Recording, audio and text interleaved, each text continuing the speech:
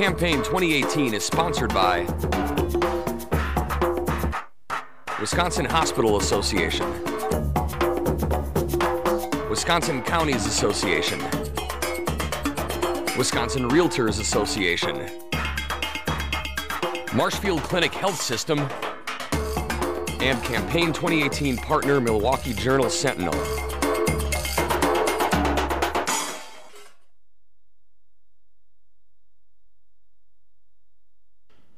Griffin Jones of Madison is a Republican candidate for the U.S. Senate. The election is November 6th. Griffin, thanks for coming into WisconsinEye. Yeah, thanks for having me. I appreciate it. Let's start with the most timely issue. You call on your Facebook campaign site for comprehensive immigration reform. U.S. House is voting on 2 bills today. I want you to define your definition of comprehensive immigration reform. Sure. So we need to create a system where everyone who comes into the country knows what to expect. And if they're coming into the country knowing that they can come in and say anything when they show up at the border and then be able to stay, I don't think that's really immigration reform. That's kind of open borders. And that's what we've seen. And continuing to kind of kick this issue down the road, it creates these situations. And you know, we've had a lot of stuff going on the last few days. There's a lot of misinformation floating around, a lot of images that seem to be edited, a lot of the media gets into this and it's an attack. It took me 2 or 3 days to actually kind of be able to digest all of what was going on. But what we really need to do is we seem to have this situation where we had amnesty back in the 80s. Now we're probably going to have that happen here again. You see what the Republicans have proposed, and it, as Ted Cruz said, is probably to the left of what Obama was even seeking.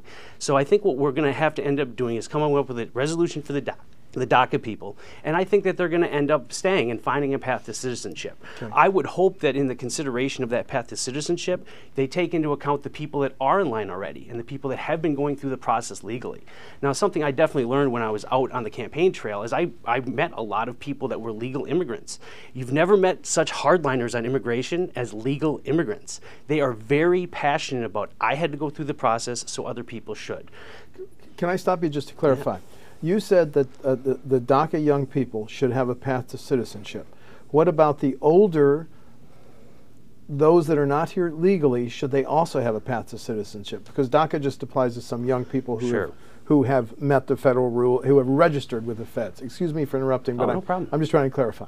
Right. I think that they would fall into the same bucket. Come in, let us know who you are. Give us some information on what you've been doing, right? Have you been here for 20 years? How long have you been here? Have you been a productive member of society? Have you been paying taxes? Are there, do you have any kind of an arrest record?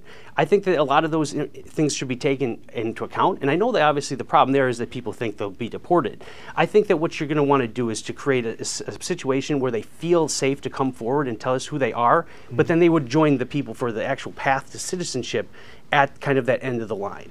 In your Facebook post yesterday, you said you welcomed the president's new executive order, which said that children will no longer be separated from their parents after crossing illegally. Right. So I think that you saw Republicans, you saw Democrats, you saw kind of the population in general speak out and say, we think we have a little bit of a moral problem with the separations.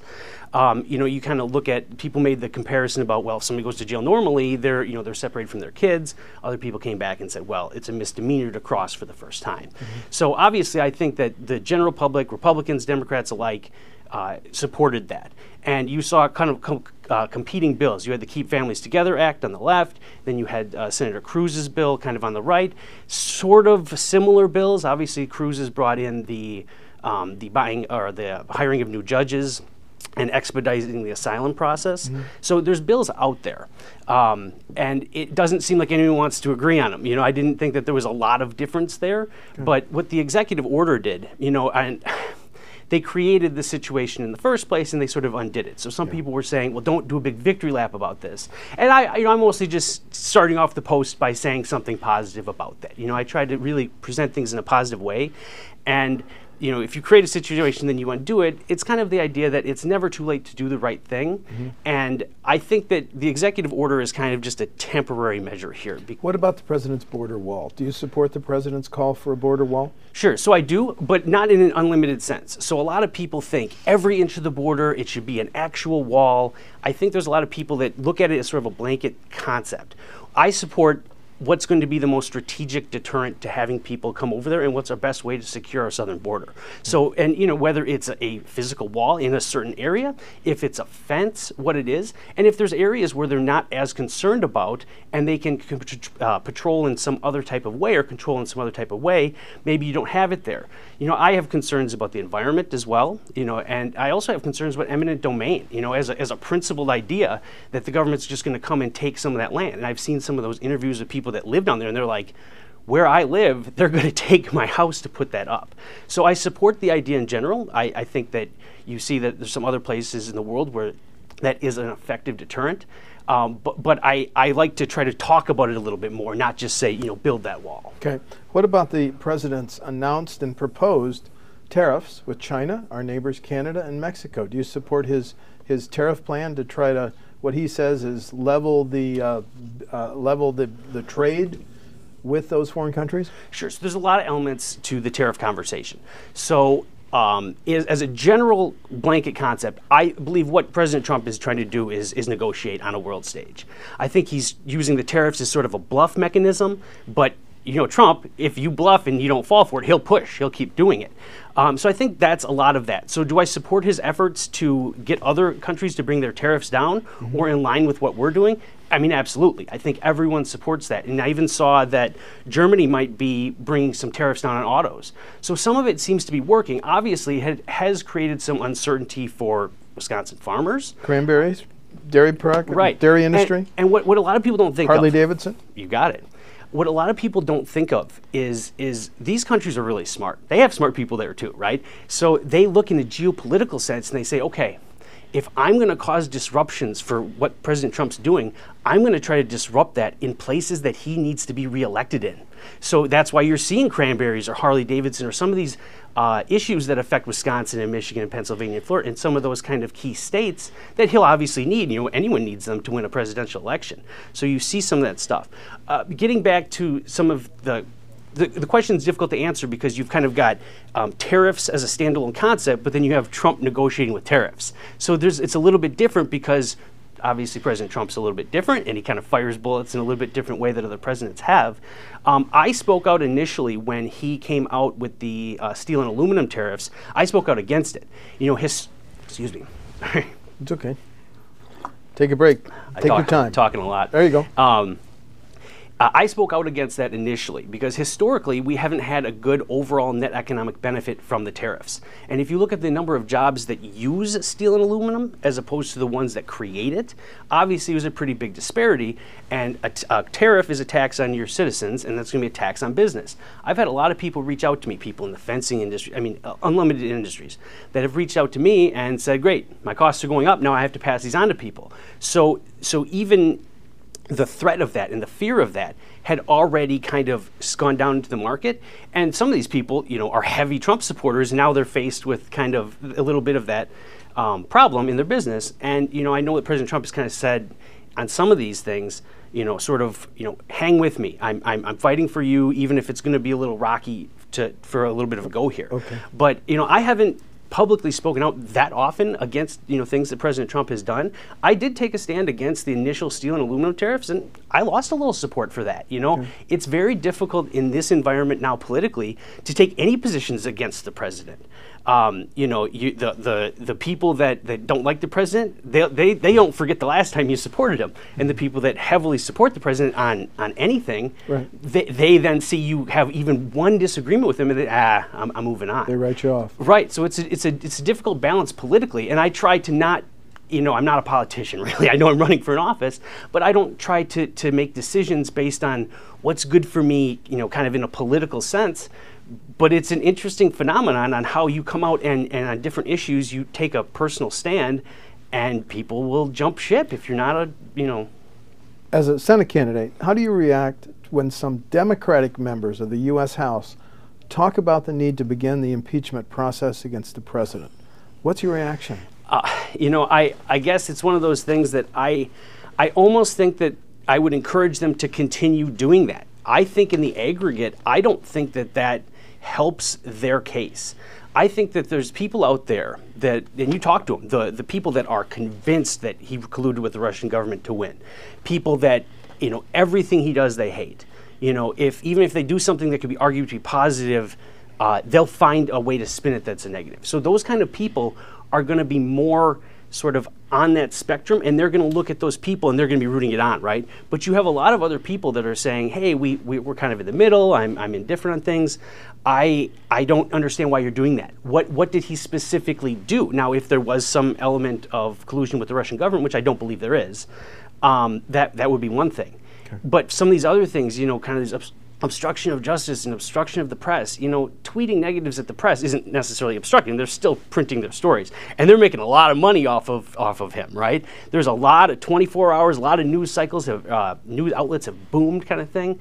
So, you know, I kind of welcome it without any real evidence or anything really to convince the American people definitively that he has done something worth being impeached and we need to take this serious. Without that, I think I actually welcome it because I think with independents, I think they see that and they're like, I don't know about this. You know, now if we were in a situation where they took control of the House and Senate, I think you start to have a little bit more of a concern, right? Because then it becomes maybe a little bit more real. And I guess the reason for voting yes on that, if you're one of them, doesn't have to make sense to me or you. If they just choose to vote, I guess that's kind of on them and reflective in how their constituents view them. The Trump, new subject, the Trump administration budget would boost military spending by almost 30%. It would take it to more than $700 trillion a year. Can we afford to boost military spending when our federal deficit now stands at $21 trillion?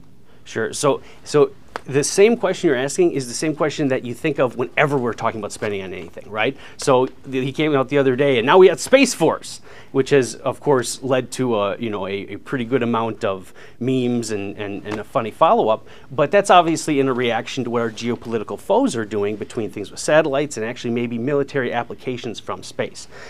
So to answer your question, I think that what has really happened is we've had some years where we have, kind of fallen off on that. We maybe aren't as ready as we need to be, especially with what some of our foes are doing. You read about some of the military things that China's doing, some of the technology, and again, you're just a person at home reading an article, so you don't know if it's real, but it seems kind of scary with some of these hypersonic weapons and some of that stuff. Okay. So I think that there was a real need that when he came in there, they identified we need to boost what we're doing now in the short term, but my understanding is the message has kind of been conveyed to the Pentagon that things are going to get a little tighter in the future.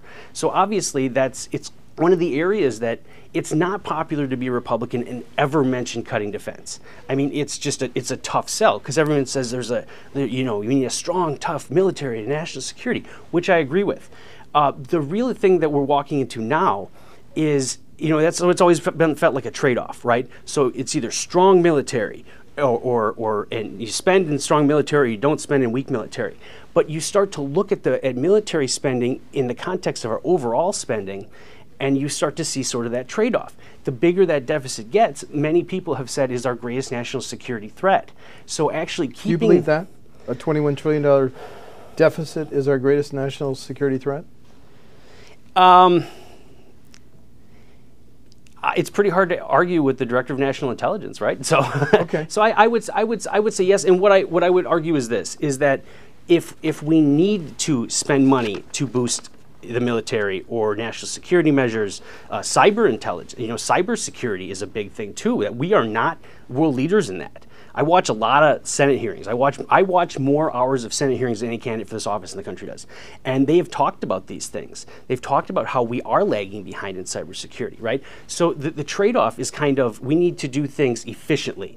We need the strong military, but also having that deficit is looming out there, and it inhibits our ability to not only fund national security, but infrastructure and other things that keep us prepared in that spectrum. How would you cut the $21 trillion deficit, or is that just something that we have to absorb looking out for these other national priorities and programs? It's very difficult because you talk about something like Medicare. If you cut anything there, it's going to shift costs most likely to people unless you do something to genuinely bring down prices, right? on the deficit side, yeah, I don't know how you necessarily absorb it, but I think you have to commit to some kind of fiscal responsibility. But we don't see that happening. Obviously, you have the omnibus bill, which just continue to explode the debt after the tax cuts, which are going to bring in less tax receipts, which is mixed and still to see what's exactly going to happen there. But I really think you do, and I think you need to take a look at what we can do to cut things that are duplicative, and we need to look at doing cuts across the board. I supported the penny plan, which got voted down. Luckily, our great Senator Johnson did vote for it. But the idea that if you can cut 1% out of your budget, find a place to do it. If you can't, let's try to find another place. Some commitment to fiscal responsibility, because I don't know what's on the other end. Right? So what happens if we continue to make this larger?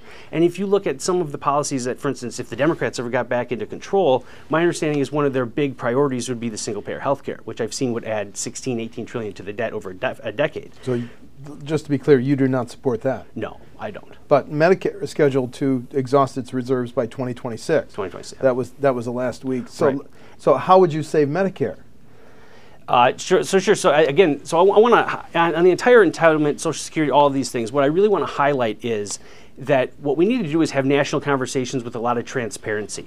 These things are going to be very big impacts into people's lives, and we need to talk about this with the American people. Right now, a lot of decisions are being made behind closed doors by a small group of people, and I don't think that's going to work on some of these issues. It's not politically expedient, and it's also just not fair to the millions of Americans that rely on these programs. So on something like Medicare,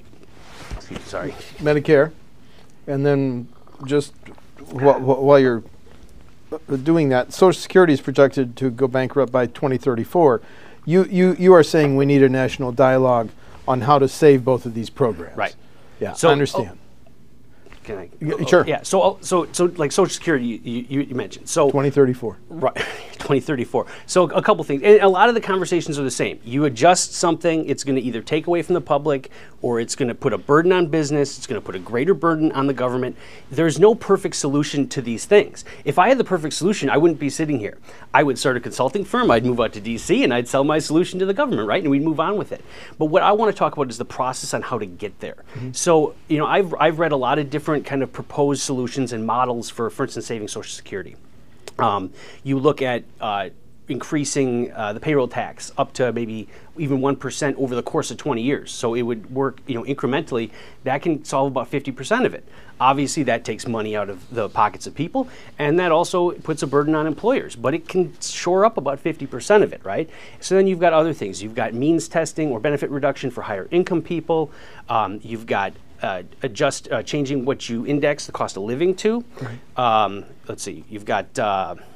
So are those options you could vote for as a senator? Yeah. So I was getting the means test. Yeah, means test, benefit reductions, all those things. What I would really want to do is run millions of simulations, because a lot of these models you see, if you take this one action, it's going to reduce by 50%. Right. That's a very static projection. So I would get in the room with the analysts and I would say, raising the age is another one, which yes. I'm very against that, but all these things have to be on the table and presented to the American people as what do you think? Okay. So what I would want to do is take all of these different things that do close that funding gap and see if you did more than one thing at a time. What is the best place? Running millions of simulations, how do we get to the best place? Or maybe there isn't a best place. Maybe it's raise the age and then lower benefits, right? And then maybe that's where you land. But present that as opposed to all the other different plans. Let the American people hear about it. Let's talk about it. Give them an opportunity to talk to their legislators, do public polling, and try to come up with a solution. Okay. Is climate change real, or is it overstated? I don't know. I'm not a climatologist. What I will say about that is I think as a people we need to come to a place where we can have a conversation on environment without it being combative. Because I think that we've gotten to a place where kind of the intersection of all things, right? Are you on the right? Now you have to kind of deny climate change and you have to, kind of favor business maybe over environment. How can you be a person that doesn't want things dumped into our water, doesn't want things polluted out into our air, without also kind of going along with the rest of it? Because what has happened is almost any time some kind of event happens, the big climate people point at it and say, there, see, we told you this was going to happen. So it's kind of like a checkmate anytime there's a hurricane or whatever. So for instance, when we had the round of hurricanes, in Puerto Rico and in Florida and all those unfortunate ones, I talked to some people that are big climate change people, and they're saying there's no evidence to support this is caused by climate change, but then you did see the other climate change people come out and say, see, here's the evidence. So it's kind of a cry wolf thing anytime something happens, and then they also want action taken. I've seen places that they're not going to allow, or they're going to put taxes on beef, for instance, because they think that increases the pollution. What was the other thing I was going to say? Yeah, so I guess what I would say is that you get a lot of conflicting information, and what I've said is that I want to moderate debates. So what I really want to do is I want to work with the big national outlets and really get people out there and not have it be a debate. Sorry, I said debate, but have it be a discussion and have people that are non-particularly partisan. They're scientists, they're expert. Get out and actually talk about some of these issues, because there's a lot of people that are either hard on one side, hard on the other, or have no idea where to fall. And on those issues, because then you get one report says, oh, the temperature is decreasing, and the other people say it's increasing. Then people point at natural events like volcanoes putting CO2 in the air. So I think that's where we need to do is we need to keep talking about it, and we need to commit to the environment and care about that. But I think we need to find a middle ground between sort of the right and the left on the issue. Okay, the national debate over gun laws. Do we need to require universal background checks at all private sales, number one? And do we need to go back to, again, banning assault weapons? Do we need any changes in gun laws? Can you clarify what you mean by assault weapon? Assault weapon, the AR-15, the one that, the automatic weapon that was developed for combat. Sure. Well, so automatic weapons are already banned. So if you mean semi-automatics, no, I don't really think so, because I don't think that actually solves the problem. If a person wants to kill someone, they're going to kill them. There's more murders every year with blunt objects than there are with guns. I was actually just at an event last Saturday, and there was 30 guys there who all had AR-15s. No one got shot. At the same time, I think that what we need to do is make sure that our background checks are working and that people aren't slipping through the cracks. Do we need the background checks on private sales? Gun shows? If I sell you a weapon? There already are background checks at the gun shows. So there seems to be some kind of misunderstanding on those. I mean, I've seen lots of videos of people going to gun shows and trying to kind of get the aha moment, and then they still have to go through the background checks. What I really think that we need to take a focus on is what is causing these people to want to shoot other people. What are the signs that they're putting out in society? If someone says, I'm going to be a school shooter, maybe that's something we should address. Maybe we should have a conversation with those people, and we should take a look. So the big concern, so I'm involved with a lot of different people that are heavily, Second Amendment. I spoke at the gun rally. I've got a lot of friends and a lot of supporters kind of in that realm. And a big focus of theirs is the slippery slope. And also, if there's going to be laws, that make sure that there's due process. And there's kind of differing opinions on what due process is to a degree.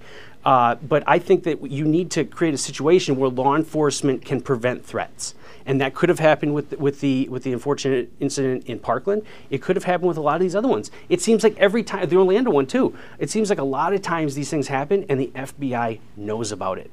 And I really think that we need to enable law enforcement in a framework that people can agree with due process to eliminate those threats. Okay.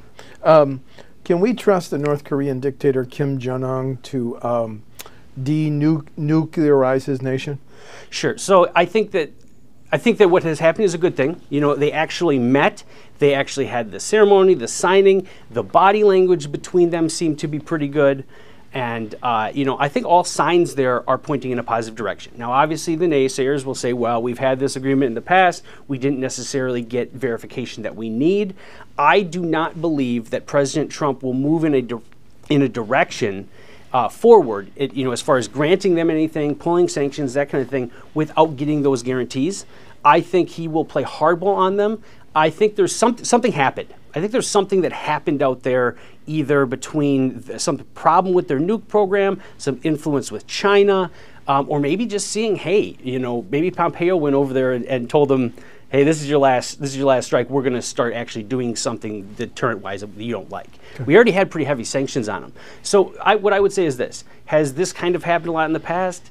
Yes. Have they said things and not followed through them? Yes. I think in this particular case, given the fact they actually met, they've gotten together, and the confidence that I have in President Trump being able to negotiate that and be tough on that, I think this one's different. And I don't know if you could say you trust him, right? A person who obviously has committed a lot of atrocities in his own country, it's hard to trust anyone like that. But I really think that this is probably the best step we've seen, definitely in my lifetime, and I think we're in the right direction. Okay. Final question. The two better-known Republican candidates for the U.S. Senate is State Senator Leah Vukmir and Kevin Nicholson. Let's just focus on your differences with them. Why are you more qualified than Mr. Nicholson and Senator Vukmir? Sure. So I think there's a lot of things that really separate who we are. I think that obviously she has great experiences in working in the state senate. He obviously has experiences between being a veteran and education and some of those things. But what I really want to focus on is the fact that three things. One, I'm outside of the political spectrum. I'm not involved with the billionaires and the super PACs and the special interest groups and the politically connected and all of that. I actually exist completely outside of all of that. What's your job experience? What do you do? Sure. So at the moment, I'm a treasury analyst at Community Mutual Group. Okay. So I'm kind of the air traffic controller for our bank accounts and our lending and our borrowing. Before that, I've been in compliance and underwriting. I managed a restaurant. I've worked with union people, worked alongside union people, a lot of different things in that spectrum. But I interrupted you. You were talking about Senator Vukmir and Kevin Nicholson, why you'd be a better candidate. Sure. So obviously, there's a lot of things that come into it. You have a lot of relationships, and you have to a lot of people that you have to satisfy when you have those relationships. I have no masters. I have no one that has given me money, and down the road they're going to tell you, hey, you gotta do this thing for us. So that's one of the major things, and that's something that a lot of people have liked. The President Trump's drained the swamp. The swamp really is the connections to all the money that fuel our politics, and if you don't have that, that's the first step to draining the swamp. So the second thing is communication.